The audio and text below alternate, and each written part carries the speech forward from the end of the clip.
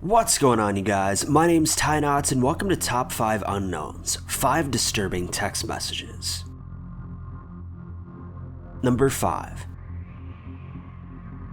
A young girl by the name of April Millsap was kidnapped in July of 2014. She was last seen walking her dog on a trail late into the evening when she sent a text message to her boyfriend. The message read, "I think I almost got kidnapped," and no one ever heard from her again. Just a few hours later, her body was discovered in a drainage ditch, with her dog staying by her side watching over her. Police say that her clothes had been ripped from her body, yet no sexual assault was found in any way. She suffered head, face, and neck trauma from being hit with some sort of large object, as well as had injuries of severe pressure across her body, indicating that the attacker likely sat on her to restrain her at some point. A witness in the area then spoke of a man named James Van Callis, who the witness believed may have been responsible. Police then brought the man in for questioning, where his girlfriend testified against him, saying that he was abusive, controlling, and mentioned making some sort of a huge mistake on the night that April went missing. He was then tried and convicted for the crime. Number 4. A man from Reddit posted just a few years back about a strange, threatening text message he received one evening. The message read, "First the cats, then your dog, then your daughter, then your wife, then the son she is carrying. Finally you. See you soon."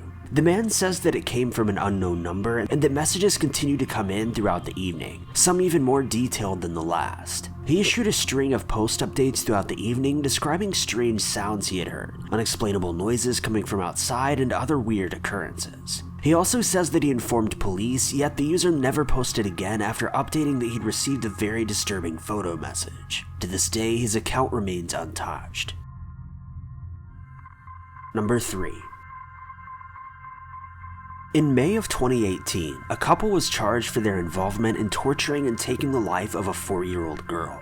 The charges came after a series of abuse allegations that were backed up by a set of text messages that had taken place between the two. In these messages, they gave details about their abuse, which originated when the girl began wetting herself. The messages detailed remarks such as, "I've already smacked her in the face twice, and it's going to hurt real bad if she doesn't stop." They also detail the girl's tortures, such as being subjected to cold baths, being hit in the mouth, sleeping on the cold floor, as well as the girl's father threatening to urinate on her himself. At some point, the girl was eventually beaten to the point that she fell unconscious. The two then fled the state and headed to Georgia, though they were found and returned home to Michigan, where they were informed that the girl had passed away. They're currently awaiting trial for their crimes. Number 2. In May of 2018, a woman was arrested after she allegedly broke into an Arizona home, bathed in the homeowner's tub, and then sent him over 65,000 text messages after the two had allegedly only been on a single date. The woman had supposedly become obsessed with the man after he had rejected her following their outing, and even began to send him threatening text messages after he informed police that she was stalking him. The man eventually left the country for a short vacation, during which time he witnessed the woman entering his home while he was away, capturing the break-in attempts on CCTV. He then informed police, who showed up and arrested her. While in police custody, it was found out that she'd messaged the man over 500 times in a single day, claiming that she did so because she was worried about him, and worried that he would call police about her erratic behavior. She's expected to face a small amount of time in prison, or at least a short period of probation. She says she plans to move back home to Florida after her release. Number 1.